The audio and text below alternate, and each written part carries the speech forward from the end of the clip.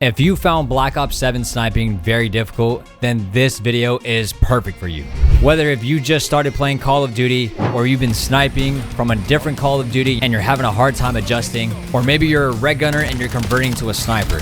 Whichever it is, this video will help you. However, I do have one challenge for you guys. If any of these tips helped you out, you have to subscribe. But if it doesn't, you can leave a dislike. Within the 7 secret tips that I have, each tip will get more advanced as we go. So bear with me, stick around, and I'm gonna help you improve your aim.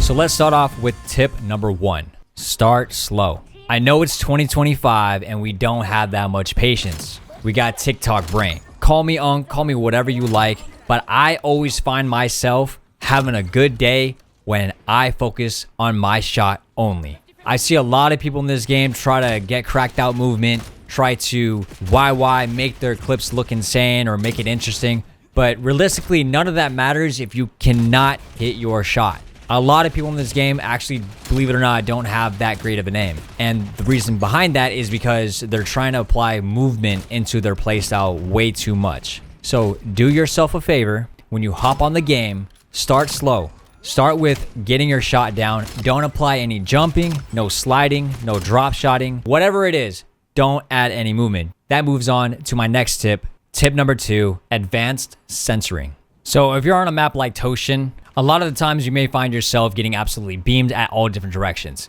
and not being able to have a chance to win your gunfights. Now, to increase the probability, you need to have better centering. I see a lot of people, especially when I watch their gameplay or even their clips, typically people are aiming out down at the floor. And then they're like dragging their aim up and then zooming in as a quick scope when people are up top. Now, what would make your life easier is if you had your crosshairs already prepared around the corner. If your crosshairs were not perfectly lining up based off the environment, you're putting yourself at a literally 1 to 2 second disadvantage. And that is huge in game. So with a little bit of map awareness, you can have your centering perfectly on a head glitch, on a window, whatever it is, constantly prepared around corners just because you know the map. So for an example, if I know that there's a window up here on my next line of sight when I go around this corner, and let's say I'm standing right here, I already know where the window is at.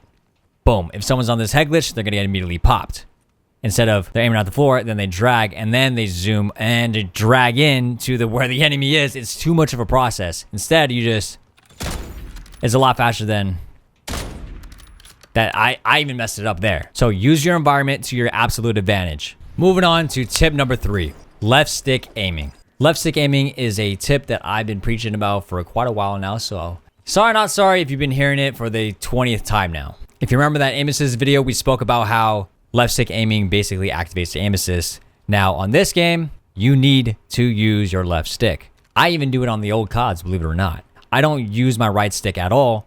And when I use my left stick, notice how my crosshairs is immediately placing at the head glitch here, or the cover on top with the sniper tower is. I didn't have to use my right stick at all. Because if I was running around this corner and I simply dragged my crosshairs right over, it would take me much more time than what it would be if I just simply had my crosshairs already pre-aiming where that head glitch is and moving my left stick only. Now, tip number 4. Feathering your scope. So if you ever played Cold War, you probably remember me or maybe some other creator like Bams, Rhymes, Roy, whoever else. A lot of us would pre-aim our scope. So if we knew that someone was around this corner, what we do is feather our scope. So basically cutting our quick scope's time in half. Now keep in mind, since we have lasers now in Call of Duty, a lot of the times you will see that laser if you are the enemy. So could that be costing you? Quite a bit. But if you don't have lockstep or you don't have any sort of laser, you could basically take advantage of that. So imagine if someone was on this doorway. If I were to sit on this head glitch and I would have my scope halfway,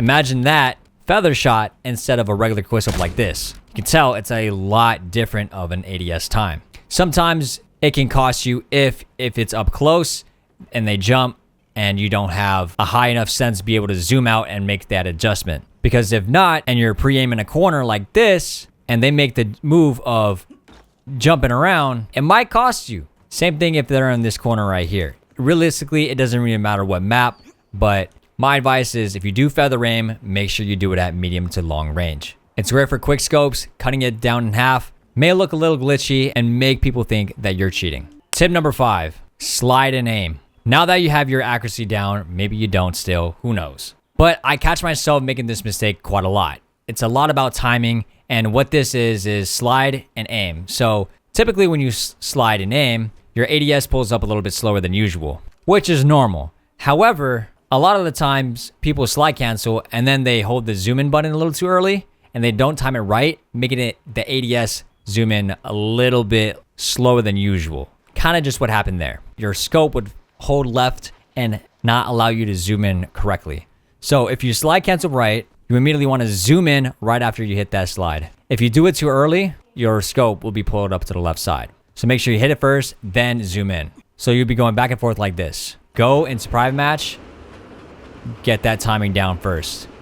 So slide left and right, left and right. Don't make that sniper tilted the opposite direction. And keep in mind, that will also make you a very hard target to hit. So when you go around the corner and you have good crosshair placement, ready to pop someone off the head glitch or around the door, they won't even see it coming and you look like an absolute tryhard. Tip number 6, a very secret sniping spot. So if you ever play Homestead, you probably noticed this in one of my gameplays. A couple people noticed it, but if you go on this ledge right here, there's actually a crazy head glitch. If you go on this ledge and you look over here, you can have the nastiest spot to look straight into the spawn. Same thing could be applied on this side as well, but I think it's more useful on the opposite side. Tip number 7, my final tip, leading your quick scopes. A lot of people have a hard time leading their quick scopes. Since you have a center dot in this game, you can basically take advantage of it and place it ahead of the enemy. Of course, if you know where they're going to be running to.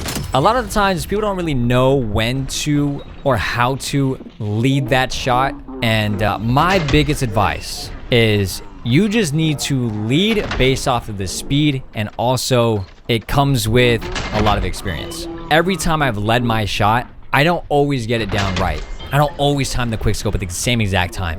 If I were to time the quickscope at the same exact time, I would probably miss more than half of my shots. A lot of times when I lead my quickscopes, I'll zoom in ahead of the enemy and I'll kindly, patiently wait until they land perfectly in the crosshair because I know they're going to be going in that same exact direction. So the quickscope doesn't have to be 1-to-1, exactly at 500 milliseconds. No, it just needs to zoom in ahead, and as soon as they land, pull the trigger. Sometimes I do make those micro adjustments in case if they do stop moving and they pull back.